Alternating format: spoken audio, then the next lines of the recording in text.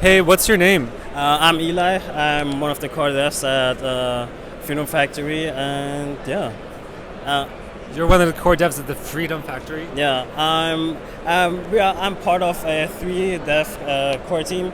I'm our CTO Marcus and our CTO Nicola, and I'm Eli. I'm mostly responsible for like the front end and design side of things. I also developed like most of the apps right there. Did like the UI design before then implemented it, and Can you tell me the story of how you joined the team and like how it got started and like what you did? It's been actually quite a long story, but to say it short, like the founders, like Nicola, Marcus, and I actually went to high school together, and wanted to do like a crypto startup right after high school. We did like a bunch of stuff, created like a prototype for a decentralized music platform called Demu, and we noticed that it would actually make more sense to have a mobile experience for that prototype, you know. And then we realized there isn't any.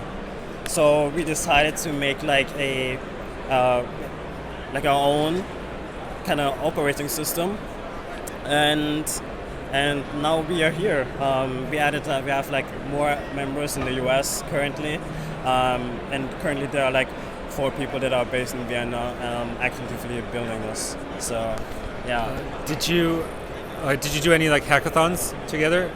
Hackathons together are currently like now, but no. But yeah, we went to high school together. We did like a couple of projects together. We did our thesis together and all that stuff, and we had like many years of experience working together, and yeah. What is your favorite application on the phone, like on the Ethereum phone? My favorite application would be, I actually love everything, but like my favorite would be the wallet app. Yeah, like the basic functionalities like sending, swapping, and also receiving images, so receiving tokens and all that stuff. We also, since we have like an account abstracted wallet, we are also able to have like a gas account where you can top up your gas and don't even have to think about it. And of course, like we have like our transaction history log and all that stuff. And we recently also added like the feature where you can directly send tokens to your contact that are saved with an ENS or an Ethereum address. So that's like pretty neat, and like I also use it like all the time to send the guys in a couple of USDC or whatever. Can you like sign into like applications like Aave or like something with your phone? Yeah, we can. We actually have like a DGen app directory where we have like 50 plus apps, including Aave, ENS, OpenSea, and since everything is like, since we have like our AA wallet integrated in our LS, it directly injects our wallet inside of the app. For example, if you open Aave, for example, you don't even have to connect it to anything. It already knows, oh yeah, it's using the DGen wallet, and yeah, well, you can start swapping. And are you describing these applications like in the browser? Not just in the browser, but also our apps in the DGen app directory. So both the browser and Yeah. the Like, on-device apps. Exactly. Like for example, like if you let's use Uniswap again, you can go to Uniswap on the Firefox browser, for example, and it automatically injects our wallet inside. Yeah.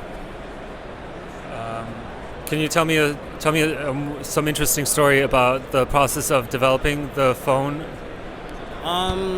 Yeah, one of the cool things were like the whole ideation process.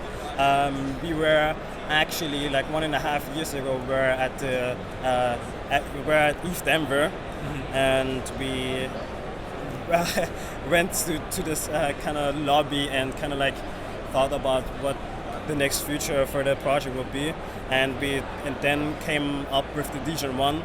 We made like a bunch of scribbles and on top of sketches and all that stuff, and thought about things that we we could include on the device, and the whole process was like pretty hard since like hardware is like pretty hard, pretty difficult to do.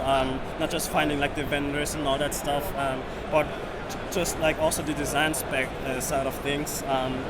Making like having like we had like multiple mood boards where we kind of like and multiple design discussions around the physical appearance of it. I want the physical appearance of it, yeah.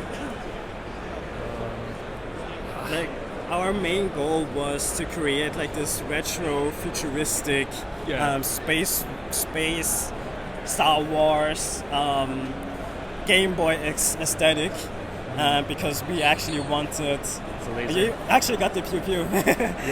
And because we actually want like one of our main goals was to not just give people freedom to use like crypto like whenever they want and however they want, but we also wanted to give them a fun crypto experience so they can feel like this childlike joy again every time they get our device. And that's why we took like inspiration of the Game Boy and Star Wars and all type of utilitarian things, like for example this gyro on the home screen. So yeah.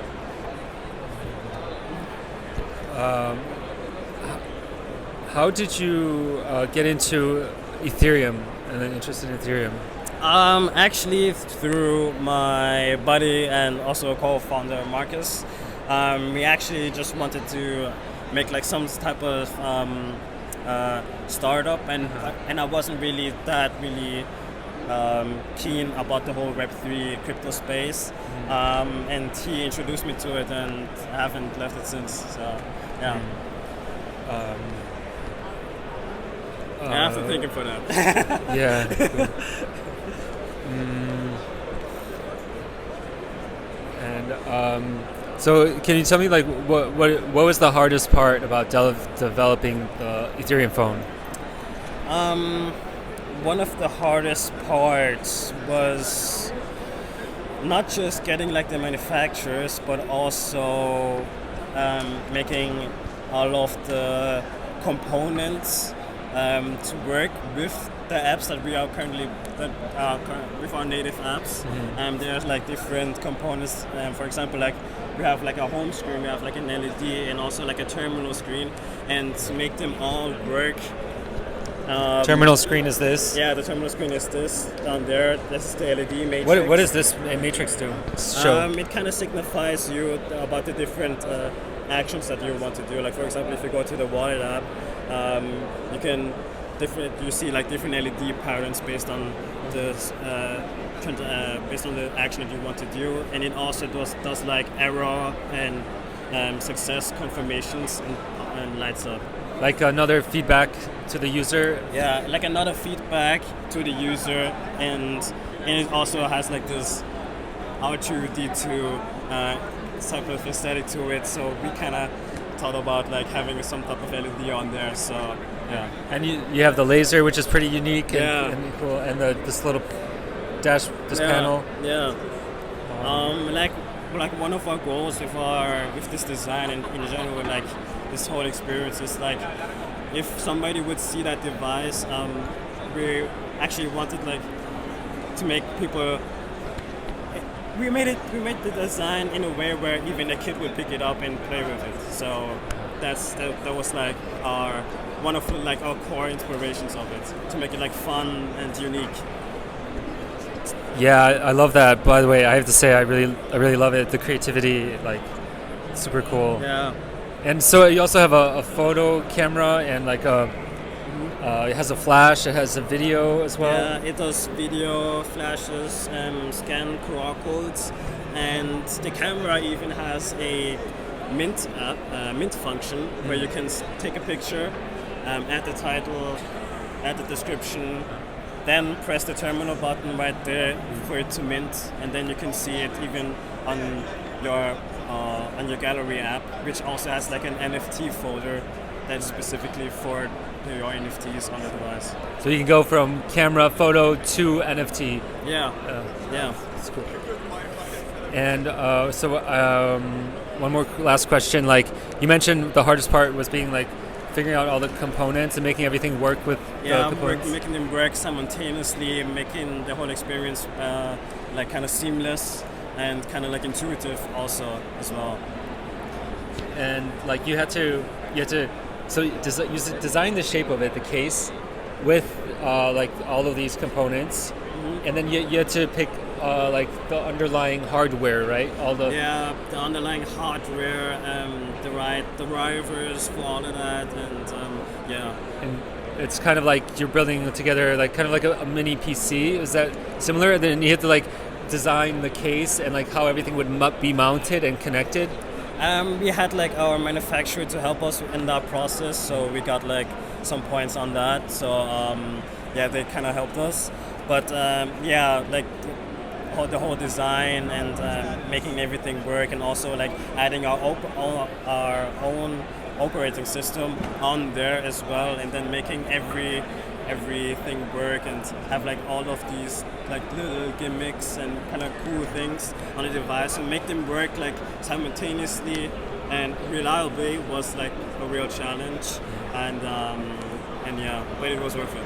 I imagine like a lot of variables and dependencies to all work together. And also like the whole certifications thing, like getting all the certifications done. And since it's like our first time doing hardware, we were kind of like plunged in the cold water, so to speak. So figuring all that stuff out was also like pretty difficult. Were you able to do everything like online remotely, or did you have to like travel to meet with the vendors or like in face to face? We were able to do that all remotely. So Amazing. Yeah. All right, thanks for answering all the questions. Thank you. It's a super cool like example of like hardware, like playfulness, design, and art, and tech, and crypto. Yeah. So I think it's cool. All right, thank you. Thank you so much. Peace. Have a great day.